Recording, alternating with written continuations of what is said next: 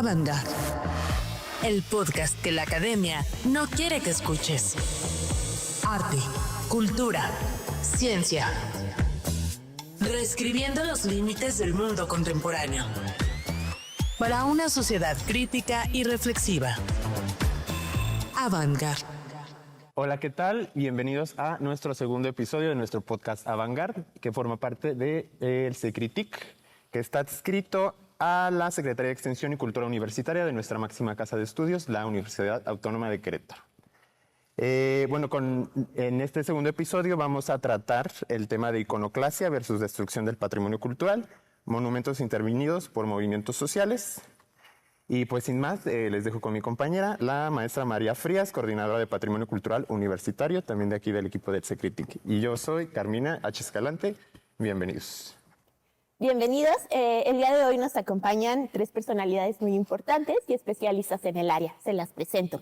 En primer lugar, tenemos a la licenciada Rosestela Reyes García, directora del Centro INA Querétaro, a la maestra Paulina Macías Núñez, directora del Museo Regional, y a la licenciada Paula Reyes García, restauradora del Centro INA Querétaro. Pues bueno, sin más, como para dar un poquito de contexto sobre el episodio de hoy, pues vamos a estar enfrentando dos conceptos muy importantes. Uno es iconoclasia, otro es patrimonio. Vamos a empezar con la iconoclasia, ¿no? Entendiéndola justamente como una respuesta social ante una negativa, ante, como una presión hacia las autoridades, exigir demandas, ante al gobierno, alguna institución que justamente está haciéndolo, digámoslo mal, para estos como movimientos sociales y personas vulneradas, ¿no? Entonces, para empezar, quisiera preguntarles, no sé quién quisiera empezar con quién nos podría ayudar a definir qué es la iconoclasia dentro de sus áreas de experiencia, ¿no? ¿Quieres? ¿O tú? Dale, Pau. ¿Sí? Bueno, en realidad el término iconoclasia se enfoca más a la destrucción del patrimonio, ¿no? Es un movimiento que surge para destruir ciertos elementos artísticos, culturales, que representan alguna civilización o sociedad, y que los destruyen porque no están de acuerdo con lo que está expresándose a nivel cultural. Entonces, sobre esa definición, que sí la hemos estado analizando en este caso, para todo lo que son las manifestaciones sociales, pues hay una parte que es muy clave. Se habla de destrucción, ¿no? Hay diferentes niveles de daño que podemos tener en el patrimonio. La destrucción, pues, es la pérdida total del patrimonio. Entonces, yo creo que sí es importante tener muy claro lo que significaría una iconoclasia, que es la destrucción del patrimonio, a un daño a patrimonio generado por un movimiento social. Entonces, sí tenemos que valorar la magnitud del daño, ¿no? Una destrucción, pues ya no lo puedes recuperar, ya está completamente perdido. Puedes tener la posibilidad de reproducir el patrimonio perdido, pero no recuperarlo o restaurarlo. En cambio, un daño puede ser un daño parcial, puede ser un daño mayor, puede ser un daño físico, un daño nada más superficial. O sea, tienes diferentes tipos de daños y ahí tienes la posibilidad de recuperar el material, de restaurarlo y de tratar de recuperar lo que queda, ¿no? Entonces, sí es importante como hacer o sea, tener clara la definición, porque estaríamos hablando de daño a patrimonio, pero no es una destrucción total. Y el daño a patrimonio, pues bueno, ahí es donde entramos a por qué lo están dañando, ¿no? Que sería la... Sí, está interesante. O sea, me imagino que igual también lo vamos a ligar ahorita que veamos iconoclasia, justamente como los tipos de daño, ¿no? Que pues al final de cuentas, pues como movimientos sociales, pues estamos, bueno, a los movimientos sociales que hacen este tipo de protestas, pues sí pueden justo dañar de diferentes formas el patrimonio, ¿no? Y también ya llegaremos, ¿no? Cómo institucionalmente reacciona, como, pues ahora sí, pues el INA, ¿no? Por ejemplo. A mí me parece que estos temas, me da mucho gusto que se hagan este tipo de programas en donde podamos conversar y exponer nuestros puntos de vista que tenemos todos, ¿no? porque todos al mismo tiempo estamos desde generando criterios hasta viviendo el momento. Y no hay nada escrito. O sea, el INE es una institución que protege el patrimonio, pero también es una institución que tiene que estar a la altura de los cambios del momento, y también es una institución que tiene que entender lo que está pasando, transmitir nuestros puntos de vista, los cuales podrán ser modificados después. O sea, no hay nada rígido, estricto, que haya que etiquetar como un concepto, una definición. Yo creo que eso es lo importante de los tiempos de hoy, ¿no? Al mismo tiempo que son efímeros, tratar de que en esta rapidez con la que pasan las cosas podamos tener alguna reflexión profunda de lo que está pasando, tanto de la expresión social como del daño o la significación de nuestro patrimonio hoy. Mañana no sabemos, ¿no? Entonces, en este momento, a mí, por ejemplo, de las cosas que me han marcado de el levantamiento de las imágenes de las últimas pintas que se hicieron en el Museo Regional, analizas el contenido de las pintas y entonces ves cómo las chicas ya son capaces de escribir el nombre de su agresor y el teléfono de su agresor. Y la foto inclusive. La foto, o sea, todo eso a mí me llena de escalofríos, de tener esa fuerza, ese valor, ¿no? Y que el monumento sea capaz de recibir esa ira, pues no me afecta tanto el daño al monumento como lo que sale, ¿no? Entonces, yo siempre digo, no estamos compitiendo entre el monumento y la vida, o sea, no hay competencia. Hay dos circunstancias tan importantes, conservar el patrimonio como observar los procesos sociales. Y esos son los hermosos momentos que estamos viviendo, ¿no? Toda esta polarización que nos genera la posibilidad de reflexionar sobre lo uno y lo otro, sin contraponerlos. Sí, justo me parece igual muy interesante esta idea de que justamente la acción de rayar viene con una intención, ¿no? Y que justamente esta intención, pues funciona, ¿no? O sea, al final de cuentas, como me lo comentas, se están tomando otras medidas que posiblemente en el pasado, pues no pasaba, ¿no? Era simplemente pasó la marcha, limpiamos y todo como estaba, aquí nada pasó y ya, ¿no? Que igual lo pienso, por ejemplo, en tu caso, Paulina, de que tiene que ver como con los museos, ¿no? Que justamente, pues siendo un espacio que se supone está hecho como para la expresión artística, también es muy interesante, a diferencia como de otros tipos de patrimonio, cómo recibe la pinta, ¿no? La acción de la iconoclasia. Claro, o sea, bueno, y en el Museo Regional hay una cosa doble. Una es el propio edificio, que es el corazón de la ciudad, ¿no? Y que además es en donde desde 2020 sale y termina la marcha del 8M, por ejemplo, ¿no? Entonces, o sea, la existencia del edificio y sus muros, incluso que las chicas se animen a hacer denuncias ahí, de cierta manera, claro que pues, el monumento tiene una afectación, pero al mismo tiempo es un acto de reconocimiento de la importancia del espacio, ¿no? O sea, del museo en el espacio urbano. O sea, ahí hay una cosa muy interesante que habría que considerar porque pues, al final reafirma la importancia del sitio, ¿no? Uh-huh. Como un lugar. Y por otro lado, pues claro que tenemos una responsabilidad de cuidar los edificios, pero entonces justo a través de los años, un poco con la intuición de Paula, con el trabajo con restauradoras que no trabajan necesariamente dentro del INAH, y también con el criterio de Rosa Estela, es que hemos diseñado o acordado una especie de metodología, ¿no? En donde, claro, pues hay un fenómeno social que está manifestándose y nosotros somos respetuosas del fenómeno social. Uh-huh. Y lo que hemos estado haciendo es registrar las denuncias, ¿no? O sea, en principio hemos decidido llamarles denuncias, ¿no? Uh-huh. Y después, pues cuando sucede el fenómeno, es que lo registramos en fotografía y luego en plano. Entonces tenemos en plano las denuncias de los últimos años. Sí, es como un registro, ¿no? Como un registro, exactamente, que también nos permite hacer una reflexión, como esta reflexión que hace Rosa Estela. De pronto en el 2020 había más bien denuncias relacionadas con una inconformidad social y de pronto el año pasado había fotografías de agresores, ¿no? Entonces el fenómeno va mutando y nosotros tenemos pues el registro en plano, lo cual nos permite también pues, hacer un acto como de respeto, que supongo que es lo que te pasa a ti en el propio monumento de la universidad, del fenómeno, para después pues, llevar a cabo un proceso de restauración para que los muros queden otra vez pues, como estamos acostumbrados a verlos, ¿no? Pero no es un acto como de invisibilización o borramiento, sino hemos tomado decisiones como que se quedan un periodo de tiempo para que se puedan ver y después se registran para después hacer la restauración.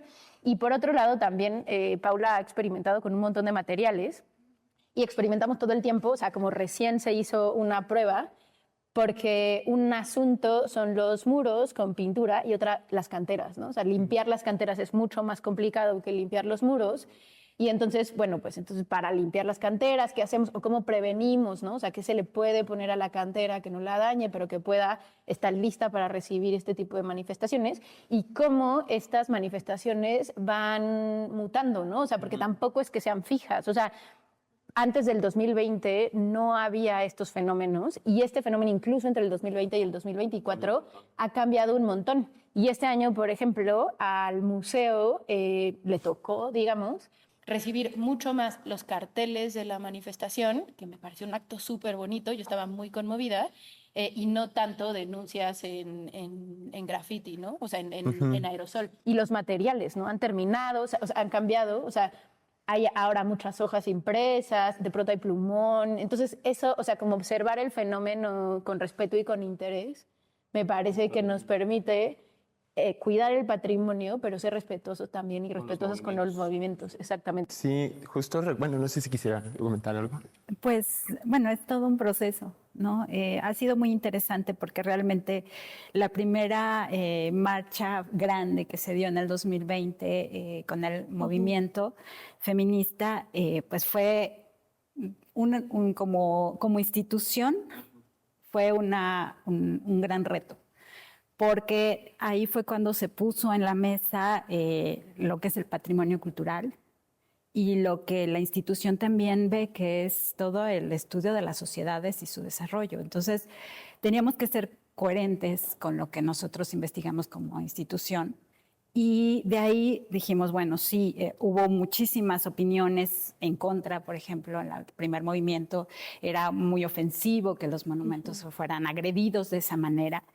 Sin embargo, revisando pues, toda la situación, no puedes negar la necesidad social que se dio en ese momento de manifestar esta situación, ¿no? Y que además genera cambios, y genera cambios a nivel internacional, o sea, no solamente local, sino a nivel internacional. De ahí se derivó, y digo, aprovechando que llegó la pandemia, se derivaron muchas mesas de discusión en todo el mundo analizando la situación. Y obviamente pues en todos los niveles, porque una parte es una cuestión social que estamos viendo y que se está dando y que es necesario que se dé, que es parte del crecimiento de la sociedad misma. Y otra, pues bueno, una situación de ahora por qué los monumentos históricos, ¿no? Entender por qué se estaban usando los monumentos históricos para una manifestación de esta naturaleza y posteriormente ya una parte más técnica de los daños, hasta qué nivel de daño tiene, si se pueden reparar, de qué manera se pueden restaurar, los materiales que se emplean, los deterioros que se generan. Entonces son como varios niveles. Y tratar de tener como coherencia entre todos los niveles para poder tener una postura clara. Entonces nos llevó como un par de años poder determinar que lo que estábamos enfrentando no es un graffiti, como el graffiti que puede tener una banda para marcar su territorio. Exactamente. Son distintas las motivaciones. Esta motivación que se dio a nivel internacional, pues tiene todo un sustento, tiene toda una historia, y estábamos viendo lo que decidimos llamar una denuncia gráfica. O sea, salieron las denuncias que a lo mejor están en las fiscalías y que nadie conocía, de pronto tuvieron voz. Y analizando el por qué en los monumentos históricos, dijimos, claro, el reconocimiento del monumento histórico ahí está, porque cuando tú quieres que te escuchen, buscas el altavoz, ¿no? Entonces el monumento histórico se volvió un altavoz de una situación social que verdaderamente que era necesario que se escuchara a otros niveles. Y tuvo eco y tuvo fuerza. Porque el simple hecho de que mucha parte de la sociedad se molestara y se inconformara, quiere decir que sí tuvo su fuerza para ser escuchada. Y entonces entendimos que el monumento, que por un lado pudiera ser una agresión hacia la cultura y hacia la historia y demás, en realidad estaba funcionando, o sea, no se estaba cuestionando su valor histórico, se estaba aprovechando su valor histórico como altavoz. Exactamente. Así es. Y fue un altavoz para mostrar una situación social que es terrible y que se tiene que resolver, que está vigente y que es momento de cambiar, ¿no? Entonces, a partir de ahí fue cuando dijimos, no podemos borrarlas y hacer que no pasa nada, porque esto es más que una pinta o que un graffiti cualquiera. Es un movimiento social que requiere ser registrado, que requiere ser conservado, escuchado, visto, y que no se puede perder al limpiarlo. De ahí fue, perdón de ahí fue que se decidió hacer esta propuesta de hacer el registro fotográfico, porque también estamos analizamos en ese momento, que son espacios públicos. En los espacios públicos tenemos discursos de todo tipo y tenemos que ser respetuosos ante esos discursos. Y tan válido es el que en una marcha se exponga una realidad y un problema social que requiere ser atendido en todos los niveles y que tiene que ser visualizado, como a lo mejor otro tipo de manifestaciones que no son de ese tipo y que, pues bueno, se dan en esos espacios públicos. Entonces, no podemos dejar eternamente una sola forma de pensar o una sola manifestación. Tenemos que quitarlas, pero no queríamos quitarlas y que se perdiera la denuncia, sino conservar la denuncia, porque creemos que estas denuncias se pueden exponer en otros espacios de otras diferentes maneras, pero ya tenemos el registro. Ya queda, o sea, no se pierde, sino se conserva también. Eso, digo, fueron discusiones que además no solamente se dieron aquí en México. Aquí en México seguimos trabajando en el tema, sobre todo en la parte de restauración, ya en una parte técnica de resolver la situación que se está presentando cada año, porque tiene otras implicaciones a nivel materiales y deterioros y daños y demás. Pero no queremos perder de vista la importancia de este movimiento y de lo que nos está manifestando, de lo que nos está expresando. Y pues bueno, es una negociación, digamos, o un entendimiento de todas las partes. Y como bien dice Paulina, tenemos que registrarlo porque sí hay cambios, ¿no? Y eso es importante también. En este punto a mí hay algo que me llama mucho la atención y es que están hablando de un monumento que ya es reconocido, como lo mencionó Paulina, el Museo Regional, pues es el centro de Querétaro, ¿no? Y lo ha sido muchísimos años porque pues antes era la parroquia, ¿no? Pero entonces aquí estamos hablando de una resignificación del espacio, ¿no? Ya, o sea, se reconoce que es un espacio importante y que la gente lo identifica como tal, pero al hacer estas pintas, al hacer este daño, ya se convierte como en un muro de denuncia, ¿no? Entonces eso me parece como muy interesante. Pero, y de cierta manera también, o sea, yo pensaría, es que no solo el Museo Regional, el Centro Histórico tiene como un estatus particular, ¿no? O sea, como en el Centro Histórico están los museos, no solo el Museo Regional, sino los museos. En el Centro Histórico la gente va a pasear cuando cuando tu familia de donde sea te viene a visitar, lo llevas al Centro Histórico. O sea, es un espacio que tiene un valor patrimonial que todos compartimos, ¿no? Que es un poco eso, así como, ¿qué es el patrimonio? Pues lo que nos importa a todos, ¿no? O sea, como eso que es valioso para todos nosotros. Y en tanto es valioso, es que entonces significa. Y entonces, pues claro, o sea, como este tipo, o sea, como significa es que recibe este tipo de manifestaciones, ¿no? Y como instituciones, pues no debemos olvidar que somos instituciones, ¿no? Pero que al mismo tiempo necesitamos ser inteligentes, necesitamos observar como pues, una sociedad cambiante y también necesitamos no ser condescendientes, ¿no? O sea, como hacernos preguntas complejas porque vivimos en una sociedad compleja, en una ciudad que ha cambiado un montón, ¿no? Entonces, y por otro lado, también pues el Museo Regional en particular y probablemente también el Centro Histórico tiene un público como de gente que le interesa mucho la tradición, ¿no? O sea, que el valor de la belleza, de aquello que nos representa y que nos da identidad en términos históricos, es importante.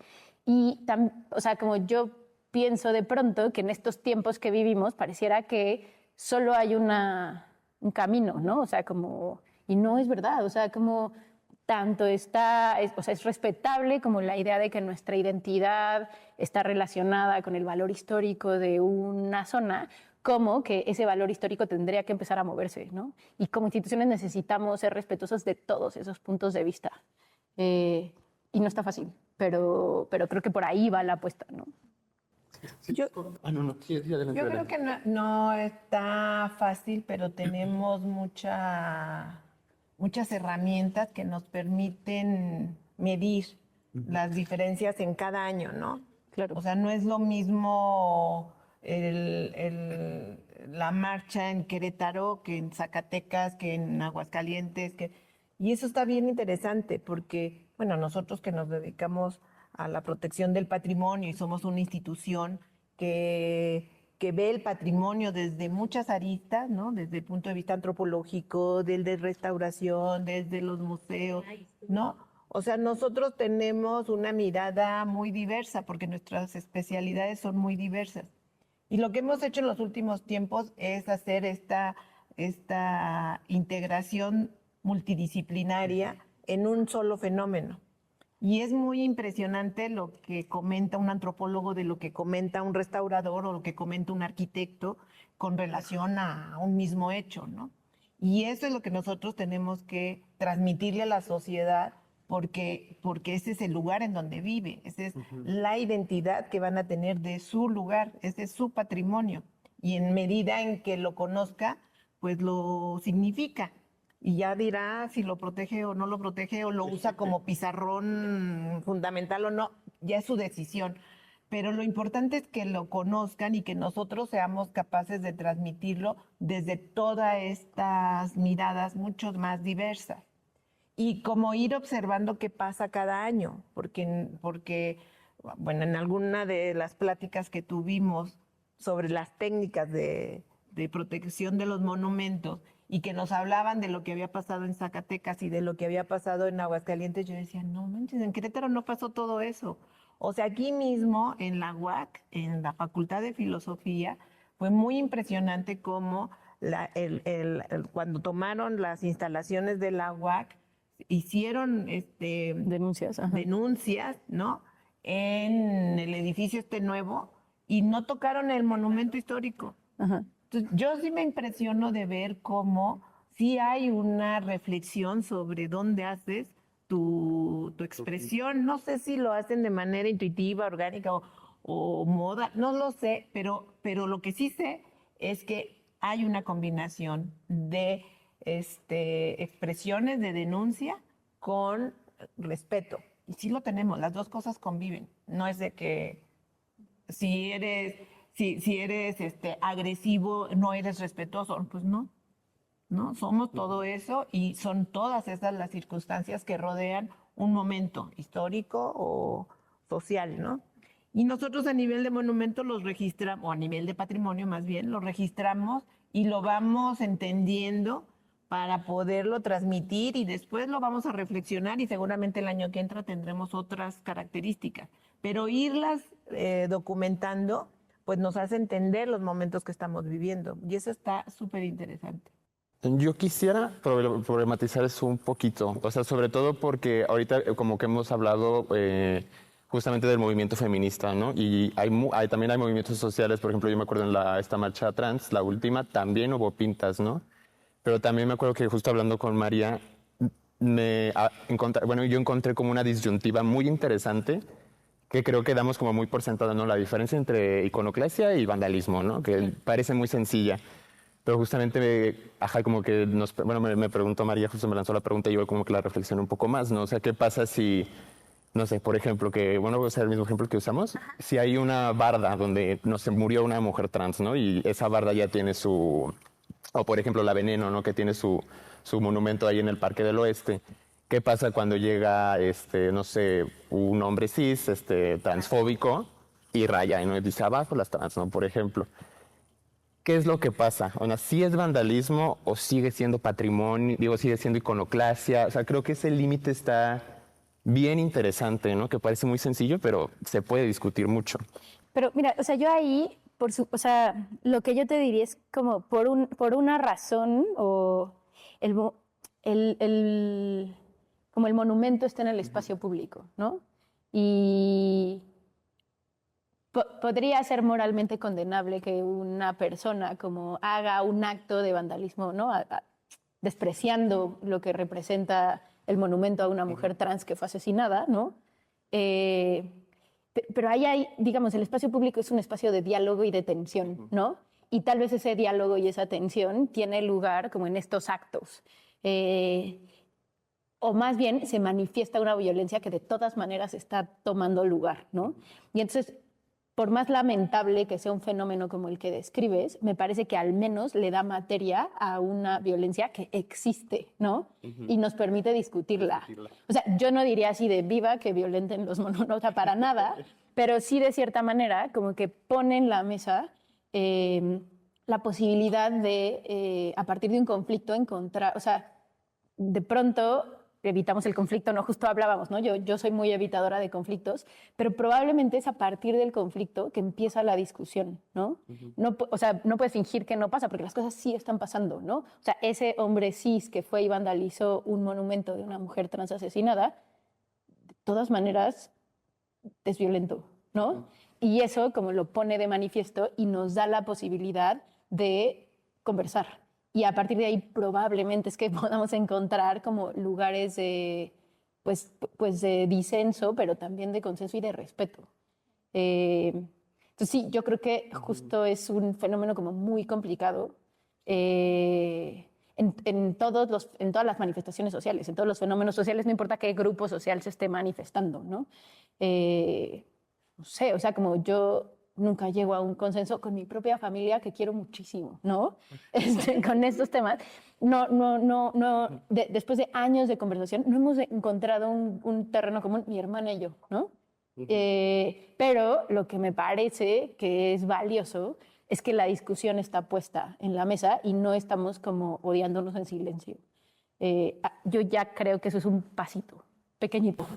Y justo también, o sea, y también lo entiendo muchísimo, ¿no? Porque pues cada una de sus áreas, así ya sea como restauradora dentro del INA, como directora de museo, al final de cuentas creo que son mediadoras, ¿no? O sea, al final de cuentas, pues sí es fuerte, pero pues también como las opiniones personales tienen que pasar como a segundo plano, ¿no? Entonces sí ha de estar como muy complicado, creo yo, tener que lidiar como con estas disyuntivas.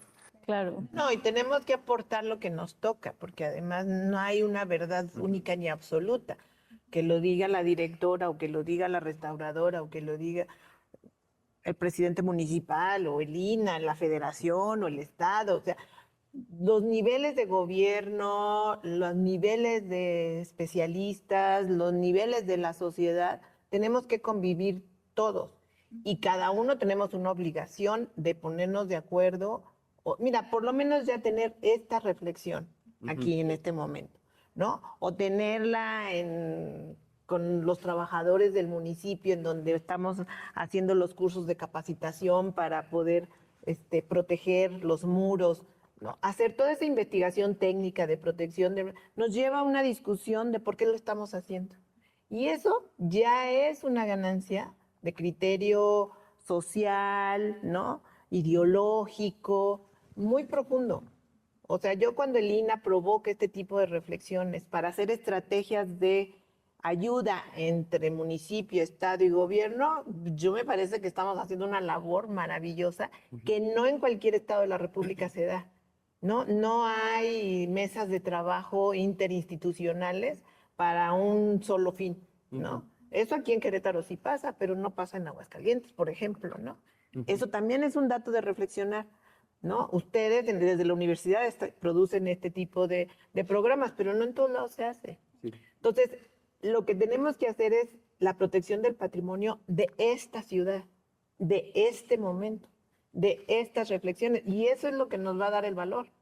Porque la generalidad, pues, en América Latina la tenemos, pero necesitamos la particularidad para poder prepararnos. Sobre todo pues, en un estado como Querétaro, ¿no? Que le interpelan muchísimas cosas, ¿no? Empezando como con la tradición, ¿no? Claro, pero que además lleva un rato como que la tradición está densificada por una serie de otras formas de vivir que han enriquecido, ¿no? Como de sí, pronto, que están como hasta saliendo, ¿no? Ya. Totalmente, totalmente. Y de pronto, claro que da nostalgia como ese pequeño Querétaro, pero, o sea, es una ciudad súper vibrante. Hay gente que piensa muy distinto y eso hace que sea muy estimulante vivir aquí, ¿no? Y escuchar otros puntos de vista y de pronto que haya espacio para, o sea, para discutirlo y para no estar de acuerdo sin que termine en ataque, ¿no? Pues no. Yo agregaría, por ejemplo, un poco ya en términos más técnicos, como decían, la diferencia entre un vandalismo, una iconoclasia. En principio es el motivo, o sea, yo creo que la iconoclasia es muy dirigida. O sea, estoy en total desacuerdo con esta situación, este movimiento, esta forma de pensar, esta forma de ver la vida, y entonces ataco y destruyo. O sea, lo destruyo, no quiero que exista, ¿no? Te da, sí, un espacio de diálogo impresionante, lo que tú quieras. El vandalismo puede no estar dirigido específicamente hacia ese elemento, puede estar dirigido hacia una cuestión de política, de juego de fútbol, o sea, tiene otro tipo de motivos y pues en el camino se atravesó y entonces yo vandalizo el monumento porque se me atravesó y porque sé que me van a oír a través de él, ¿no? Entonces yo creo que sí hay una diferencia entre, y que está enfocada en el objetivo, ¿no? O sea, en el motivo por el cual se da. Y pues sí, los niveles de daño son diferentes. No es lo mismo que yo vaya y estoy en desacuerdo con esto y lo destruya porque yo no estoy de acuerdo con esto, tengo un problema o ganó el partido de fútbol de X equipo. Y de abajo el Cruz Azul, ¿no? Así es la pared. Es diferente, son diferentes los motivos.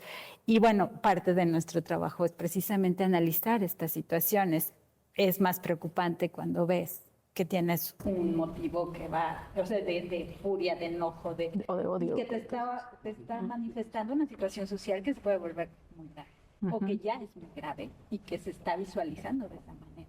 ¿Y cómo cómo distinguen, o sea, ya a nivel institucional, justamente vandalismo y patrimonio, desde sus áreas igual? No sé si nos quiere decir algo. Rosestela. ¿Vandalismo y patrimonio o vandalismo e iconoclasia? Ay, qué mensaje, sí, perdón. Vandalismo e iconoclasia, eso. Ajá, sí. Pues intentamos poner atención, o sea, como no es que tengamos ahí el manual que dice esto es vandalismo y esto es iconoclasia, ¿no? O sea, más bien, pues como instituciones necesitamos, un poco lo que antes de empezar el programa nos explicaban, ¿no? O sea, hicimos un diagnóstico y nos dimos cuenta que no había espacios de discusión. O sea, nosotros hacemos diagnósticos todo el tiempo para entender un poco los fenómenos que están teniendo lugar y poniendo atención un poco a lo que está sucediendo.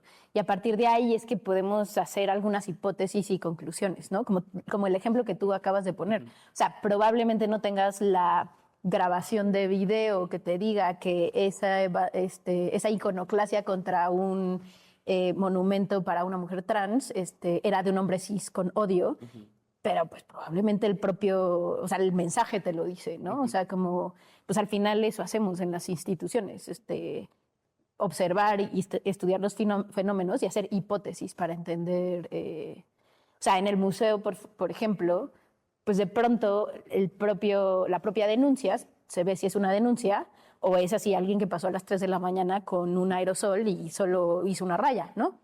O sea, el propio garabato nos termina diciendo cosas. Y claro, o sea, como si solo raya, o sea, si rayaron el muro que está del lado del andador, que no tiene necesariamente un espacio como de lectura y es así pues es así como pues sí hay que pintarla, ¿no? O sea, a lo mejor esto no necesitamos hacer un registro porque no está siendo un acto de denuncia que pertenece a un fenómeno en particular, sino pues más bien estaba alguien aburrido. Y pasó, exactamente, ¿no? Pero un poco pues así, ¿no? Y la documentación es justamente, ¿no? O sea, si es en el contexto de la marcha del 8M o es fuera de contexto o es hasta el tipo de pintura que se usa, ¿no? O la herramienta que se usa, todo es aportar, ¿no? Y tú lo registras y luego pues lo vas acomodando y lo vas analizando en función de su repetición. Por eso les decía, es que en estos momentos estamos viviendo la historia que seguramente vamos a entender dentro de 5 años de otra manera y que vamos a poder fortalecerla en función de la repetición de los casos y la reflexión. O sea, al final son datos que nos permiten entender nuestro momento, ¿no? Sí, nuestra situación. Sí, y creo que aquí también algo importante, como lo mencionaron, ¿no? Es como el estudio de distintas aristas, pero en reconocimiento, ¿no? En reconocimiento que el patrimonio puede ir cambiando, que las personas son las que le dan el significado, en reconocimiento de los movimientos sociales y cómo esos movimientos sociales se hacen escuchar a través del patrimonio, ¿no? De lo que reconocen como propio y sobre el daño que hacen a estos como discursos con los que están en contra, ¿no? A través de los monumentos. Sí, justo hay que, ¿cómo se llama? Pues sí, hay que empezar y ahora sí con patrimonio. Igual si quieres empezamos a meter ya la última parte que es justo, que ya hablamos mucho de eso, ¿no? Pero igual para llegar a conclusiones como al enfrentamiento, ¿no? Ajá, pues bueno, ya hemos como hablado de monumentos históricos y de patrimonio y mencionamos como algunas cosas, ¿no? Como la identidad y lo que representa para las personas, pero para llegar a esta parte ya como más centralizada, me gustaría saber como la definición de cada una de ustedes sobre el patrimonio cultural. Sí. Bueno, pues obviamente patrimonio cultural, pues todo lo que hemos heredado a través del tiempo, que se ha generado por la sociedad, que representa una época determinada y que tiene una serie de valores que en su momento se generaron y que obviamente son parte de nosotros, o sea, son una herencia que hemos recibido. Al final de cuentas, nosotros somos o estamos en nuestra manera de ver el mundo, de enfrentarnos a él, tiene mucho que ver con esta historia que tenemos atrás. Entonces, el patrimonio cultural es esta manifestación material de épocas pasadas y lo estamos recibiendo como parte de nuestro pasado y de nuestra historia. No sé si alguien más quiere. Pues a mí me gusta mucho como tal vez simplificar, ¿no? Es un conjunto de bienes, o sea, lo que es un bien para ti, que es lo que te da identidad, lo que es tu historia, tu pasado, ¿no? Que te significa, que son de todos los mexicanos, ¿no? O de todos los queretanos, o que no son un conjunto de bienes personales, no es tu coche ni tu casa, ¿no? Tus objetos, tu pluma. O sea, eso es otro conjunto de bienes, que también es tu patrimonio. Pero a diferencia del patrimonio personal pues está el cultural, ¿no? Y a diferencia de la cultura, justamente, ¿no? Porque luego de pronto también nos confundimos entre el patrimonio, que es un conjunto de bienes, ¿no? Y la cultura, ¿no? Entonces, yo recuerdo a Diego Prieto cuando platicaba de la diferencia entre el patrimonio es un conjunto de bienes que podemos hasta perder incluso, ¿no? En una guerra, ¿no? Se puede perder. La cultura no la pierdes nunca. La cultura la traes adentro de tu corazón, o sea, tú sabes cómo sabe el arroz de tu abuelita, ¿no? O tú sabes cómo está el mole de Tolimán, ¿no? En la fiesta. Esa es tu cultura que también te significa, también te da identidad, pero esa no la pierdes porque está dentro de ti. Entonces parece muy sutil, ¿no? Las diferencias son dos cosas que juntas, pues es lo que nosotros nos dedicamos a observar, a transmitir, ¿no? Y que todos llevamos dentro, o sea, no hay nadie que no tenga en sus emociones su patrimonio. O sea, yo cuando voy a la sierra, que me encanta ir con museos comunitarios, hablamos del patrimonio cultural el patrimonio natural, el patrimonio material, inmaterial, y lo tienen tan integrado en la sierra, ¿no? Los niños hablan de su patrimonio como su cerro, su cascada, el río, el agua, la peregrinación y también el canto y la indumentaria, ¿no? Tú te das cuenta que no separan el patrimonio ni en material ni inmaterial, ¿no? O sea, integran su patrimonio y al mismo tiempo pues es su forma de vida, nuestra forma de vida, ¿no? Y entonces pues ahí es en donde tenemos que estar tejiendo fino para poder transmitir esto a las siguientes generaciones, o sea, las actividades que los antropólogos hacen de cuentos de entre abuelitos y nietos son entrañables justo por eso, ¿no? Porque les transmiten pues estas experiencias de ir al río por el agua, que ahora puede ser que ya no la tengas, pero ahí está, ¿no? A partir de esto, me surgió al sueño como una preguntita, igual como para dialogar, ya para igual ir como al cierre, pero justamente sí me parece muy interesante como en este ejemplo que me menciona de la sierra, el patrimonio parece pertenecer total y enteramente a la comunidad, ¿no? Y justamente qué es lo que pasa cuando vamos como a las metrópolis y las ciudades grandes, ¿no? Sí siento que el patrimonio le pertenece al Estado, ¿no? Y por eso se raya también, porque al final de cuentas, justamente, pues sí, pues el Estado responde a ciertas personas y a otras cuantas no, ¿no? Pero pues yo te diría, o sea, como yo soy una persona muy idealista, pero yo te diría como en realidad el Estado, pues en principio tendría que representar a la sociedad, ¿no?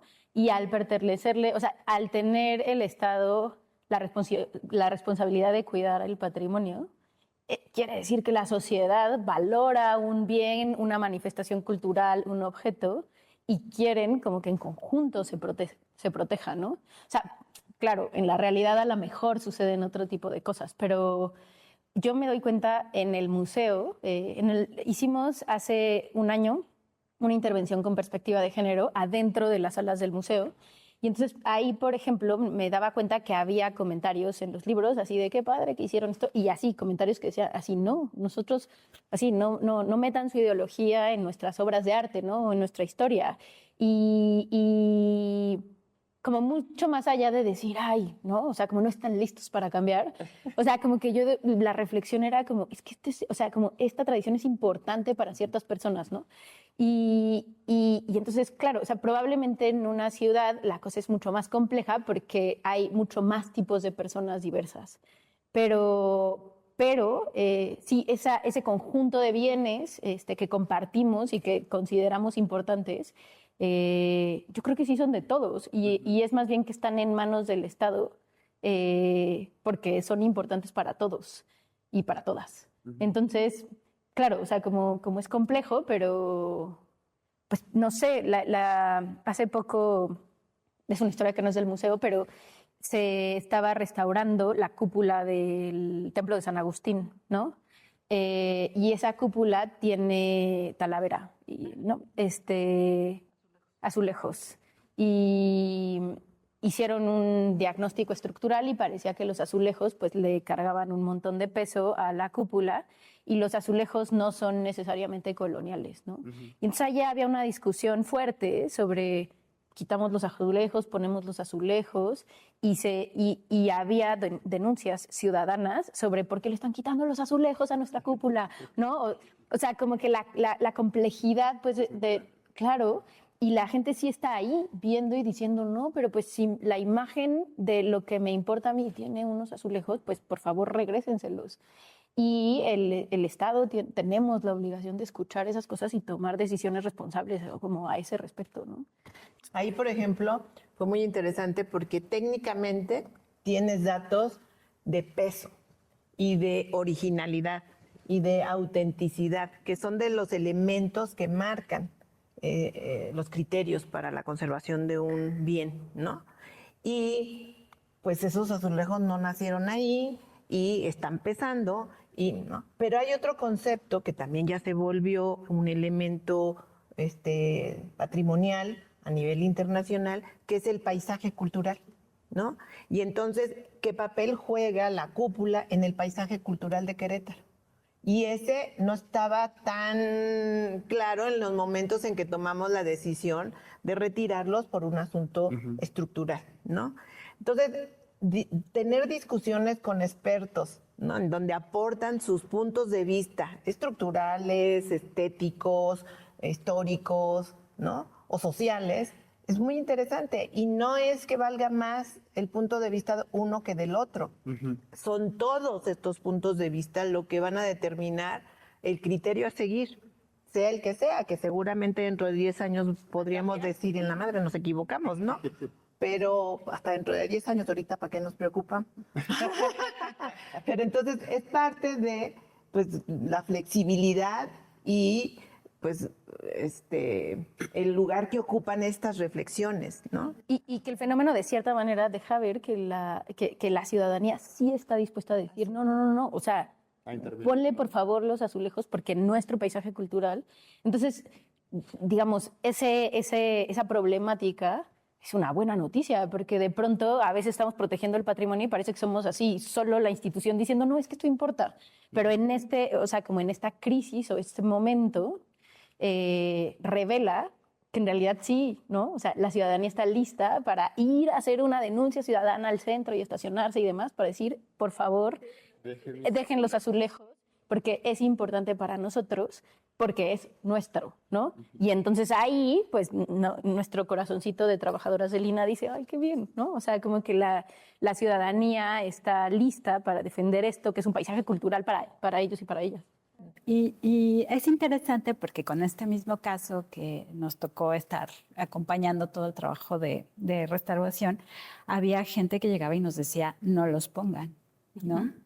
Y es un poco este ejemplo el que te dice, tienes una metrópoli con una diversidad en ideologías, en habitantes que seguramente no son de aquí, o a lo mejor sí son de aquí, pero que también tienen una visión distinta.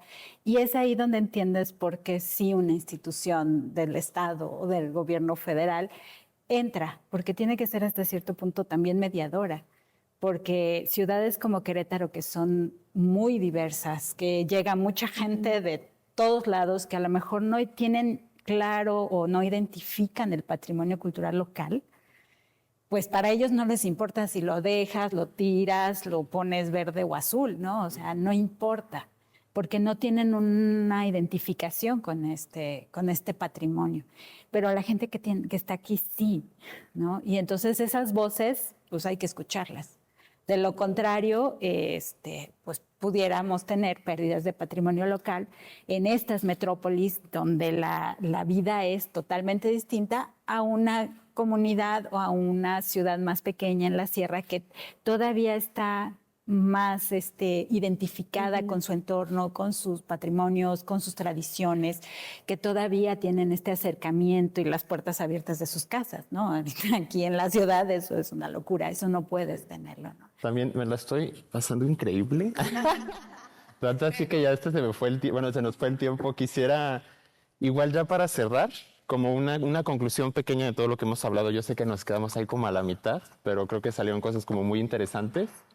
Y pues no sé, si quieren empezamos de este lado y nos vamos para allá. No sé si quieras cerrar, Paulina. Sí, pues bueno, a mí me interesa mucho como entender el patrimonio como un fenómeno abierto, ¿no? O sea, como de entrada la palabra es teoría, ¿no? Pero lo que rellena la palabra, no el significado de este significante, sí es una construcción social dinámica. Y entonces, en ese sentido, el trabajo no se acaba. Todo el tiempo estamos entendiendo cuál es esta definición que en este momento tiene la comunidad y la sociedad del patrimonio, pues para entender cómo hacemos nuestra labor, ¿no? Y entender que es dinámico y que en realidad es solo la manifestación material o musical o visual de algo que es mucho más profundo, es como un poco lo que nos da norte. Sí, claro, ¿no? También como, pues sí, esta onda de la identidad, ¿no? Justamente, que es parte de nosotros. A mí me gustaría concluir un poco como esta labor del patrimonio a través del INAH, ¿no? El Instituto Nacional de Antropología e Historia, que es una gran institución a nivel nacional, pues es una tarea de todos. Y en la medida en que el INAH pueda tener estas puentes de comunicación con ustedes, con la gente que nos está viendo, con la gente que porta sus tradiciones o que significa su patrimonio, en esa medida es que entonces el INAH está haciendo un buen trabajo. De otra manera, no somos la institución todopoderoso que conserva, investiga y difunde el patrimonio. Somos unos más de una gran cadena de gente de este lugar que nos importa el patrimonio. Y por lo tanto, pues hay que reflexionarlo y hay que ser flexibles y dinámicos conforme la vida nos lo va pidiendo. Eso es también muy interesante. O sea, sí me gustó mucho que llegaran con esta perspectiva de el patrimonio es de todos y el patrimonio cambia, ¿no? Que también creo que es una de las conclusiones más ricas que queda del podcast. Sí, pues de entrada, pues las sociedades son dinámicas, ¿no? Y el patrimonio es dinámico. O sea, cómo lo concebimos, cómo lo cuidamos, cómo lo resignificamos, es dinámico. Y pues tenemos que entrar en esta dinámica, ¿no? Y como pues todas las sociedades, tienen sus tiempos de cambio, sus movimientos, unas son más rápidas, otras son más lentas. Ahorita yo creo que el tiempo son tiempos rápidos, ¿no? La globalización, los medios de comunicación te obligan a estar constantemente actualizado. Eso hace que las sociedades sean mucho más dinámicas, mucho más, interactúen mucho más, ¿no? Y eso nos obliga como institución y como especialistas pues a ser más, a escuchar más, ¿no? A ser como más mediadores, a tratar de entender mejor estos cambios y pues no lo podemos hacer solos. Forzosamente necesitamos el apoyo de otros compañeros y de la misma sociedad que nos tienen que ayudar a entender, ¿no? Estos movimientos de feministas, por ejemplo, sí tuvimos acercamiento con grupos feministas porque teníamos que escuchar para entender, ¿no? Podemos estar a favor o en contra, pero independientemente de eso, no podemos, tenemos que ser lo más mediadores posibles, los más neutros posibles. Esa es nuestra obligación. Y obviamente, pues sí, velar, hacer un puente entre todas las situaciones que estamos viviendo y conservar el patrimonio material que tenemos.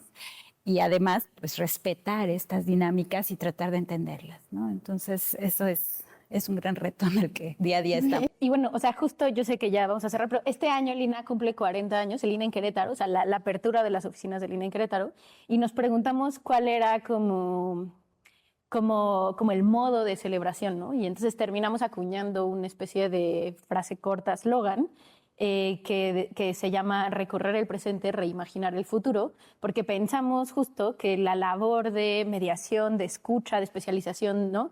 Nos permite como entender los fenómenos que están pasando para ser una herramienta como institución para enfrentar el futuro, que tiene unos retos gigantescos, ¿no? O sea, justo la posibilidad de vivir en sociedades multiculturales de manera armoniosa y respetuosa, o el reto gigantesco del cambio climático y la crisis hídrica. O sea, me parece que esta institución, al pensar el presente, puede ser una herramienta para la sociedad para hacerle frente al futuro. Pues con estas palabras. Pues terminamos. La verdad es que ha sido muy enriquecedor escucharlas y igualmente fue como muy bueno el saber cómo se está poniendo sobre la mesa el patrimonio, la cultura y los movimientos sociales, ¿no? Que tienen muchísimas aristas. Y pues muchísimas gracias por acompañarnos, por platicar con nosotros, que les repito, fue sumamente enriquecedor. Muchas gracias. Y pues bueno, perdón. No. Felicidades.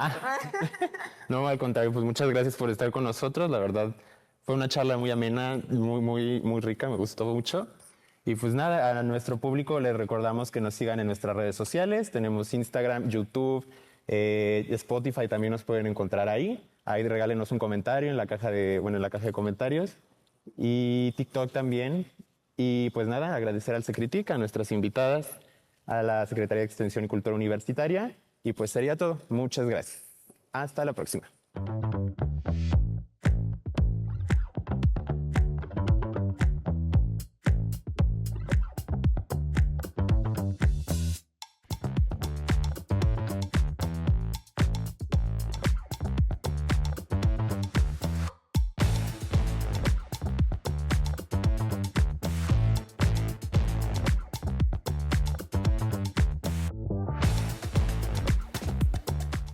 Las opiniones en este programa son de exclusiva responsabilidad de quienes las emiten. No representan necesariamente la visión del Centro de Estudios Críticos en Cultura Contemporánea y la Secretaría de Extensión y Cultura Universitaria.